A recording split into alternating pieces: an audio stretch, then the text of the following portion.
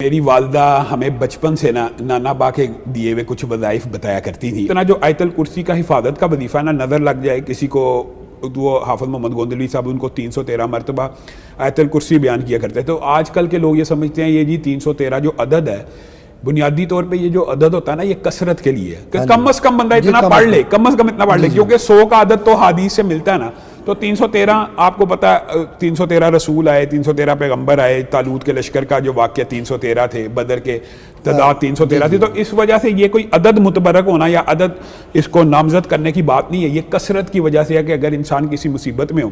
تو میں بھی وہ حافظ محمد گوندلوی رحمہ اللہ 313 کا بتایا کرتے تھے، اس لیے یہ بھی کیا کرتے ہیں کثرت کی وجہ سے. اسی طرح انہوں نے ایک وظیفہ جو بے اولادوں کے لیے بیان کیا ہوا ہے، ربی لا تذرنی فردا وانت خیر الوارثین. اسی طرح ربی انی لما انزلت الی من خیر فقیر، سورۃ قصص آیت نمبر 24 کا وظیفہ، یہ جس کی شادی نہیں نہ ہوتی، آپ کو پتہ یہ قرآن پاک میں واقعہ ہے، موسیٰ کے ساتھ خاص ہے. تو اس کے اندر بھی یہ ہے کہ اللہ تعالیٰ سے کیا مانگ رہے تھے؟ روٹی. تو اللہ تعالیٰ نے روٹی پکانے والی بھی دے دی. تو یہاں سے وہ شادی جن کی بیاہ لیٹ ہو رہے ہوں، یہ چند وظائف ہیں. ٹھیک ہے، میری والدہ کہا کرتی تھی کہ حافظ محمد گوندلوی صاحب یعنی ان کے والد صاحب ان کو کہا کرتے تھے کہ میرے پاس اسم اعظم کا ایک وظیفہ ہے. تو میری والدہ نے ہم سب بچوں کو نا یہ وظیفہ ہے، ابتسام بھائی کو، اور پھر ابتسام بھائی نے اپنے دوستوں کو، میں اپنے دوستوں کو یہ بتاتا ہوں کہ وہ کہا کرتے تھے کہ بسم اللہ الرحمن الرحیم الف لام میم اللہ لا الہ الا هو الحی القیوم یا واحد یا ذل جلال والاکرام. کہا کرتے تھے اس میں نا اسم اعظم ضرور موجود ہے.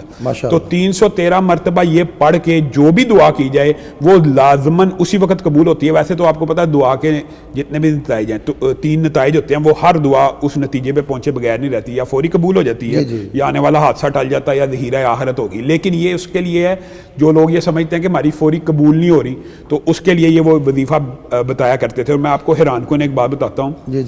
ہمارے ایک دوست سے ان کی والدہ کو کینسر تھا، انہوں نے یہ وظیفہ پڑھا اور اللہ تعالیٰ نے ان کو شفا دی. اور اس طرح کے متعدد واقعات ہیں. میرے والد صاحب نے خود اپنے بارے میں بھی یہ واقعہ لکھا ہے سفر حجاز میں کہ گردے کی پتھری والا آپ نے پڑھا ہوگا کہ اس وقت میں نے یہ وظیفہ کیا اور اس سے. اور میری والدہ بھی اکثر بیماریوں کے موقع کے اوپر نا یہ وظیفہ کہا کرتی تھی. اور جو ہماری فیملی کے اندر دوسری بات ہے، بہت سے واقعات میری والدہ نے حافظ محمد گوندلوی رحمہ اللہ کے جنات کے حوالے سے زبان زد عام ہمارے کہ وہ ان کے پاس جنات کے پڑھنے کے لیے آیا کرتے تھے شاگرد. تو ایک دو مرتبہ حافظ صاحب نے کہا کہ اچانک آ جاتے ہیں تو آپ کھٹکا کے آیا کریں، اور یہ کوئی آداب کے خلاف ہے. تو بندے کی نشست ہوتی ہے، بندہ سویا. اس طرح کی والدہ نے باتیں بتائیں تو پھر نا وہ کھٹکا کے آنا شروع ہو گئے.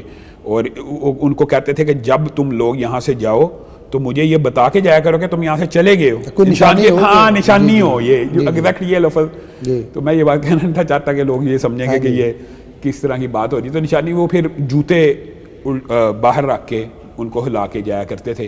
تو حافظ صاحب کے شاگرد بھی تھے جنات میں سے بھی. اور دوسری بات یہ ہے کہ حافظ محمد گوندلوی رحمہ اللہ کے بارے میں یہ بات مشہور ہے، ان کے شاگرد مولانا ارشاد اللہ قصری صاحب ابھی حیات ہیں اور دیگر علماء بیان کرتے ہیں کہ ان کا جنات کے اوپر ایسا روب اور دبدبہ تھا کہ ان کے شاگرد کسی کو اگر جن اسیب ہو جاتا تھا نا، ادھر جا کے صرف یہ کہتا تھا نا کہ حافظ محمد گوندلوی نے بھیجا ہے تو جن چلا جاتا ہے. جیسے امام احمد ابن حنبل کا بھی مشہور واقعہ ہے، ان کے اتنا وہ تقوی میں مضبوط ہیں. اور پھر حافظ محمد گوندلوی رحمہ اللہ کا ایک واقعہ میرے ذہن میں آ گیا جو ہمیں بتایا کہ ایک مرتبہ نا بڑا سرکش جن تھا ایک عورت کے اوپر، اور وہ نکل نہیں تھا رہا.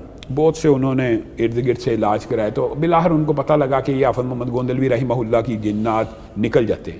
تو وہ آئے، حافظ صاحب نے اس عورت کا جن وغیرہ نکالنے کی کوشش کی تو جن نکلا نہیں. تو یہ والدہ نے واقعہ بتایا کہ یہ تقوی کی اتنی اہمیت ہوتی ہے عمل کے اندر. وہ یہ ہوا کہ حافظ صاحب نے نا جب نانا نکلا تو حافظ صاحب کے دل کو چوٹ لگی کہ کیا آج میرے وظائف رہ گئے ہیں یا کیا ایسی بات. تو حافظ صاحب نے نا اس عورت کو کہا اپنا پردہ مزید درست کر. تو میری والدہ بیان کرتی ہیں اس کے نا پردے میں یہ علت تھی کہ چند بال باہر آئے ہوئے تھے، کیونکہ وہ حالت غیر میں تھی، جنات میں تھی. تو حافظ صاحب نے ان کو کہا اپنا پردہ درست کریں. تو کہتے ہیں جیسی عورت نے پورا چادر لی نا تو جن کہتا میں جا رہا ہوں. جو جنات اور اسیب وغیرہ ہوتے ہیں یہ انسان کی اپنی کئی دفعہ ضروری نہیں لیکن اپنی بد عملیوں کی وجہ سے بھی کمیوں کی وجہ سے داخل ہو جاتے ہیں.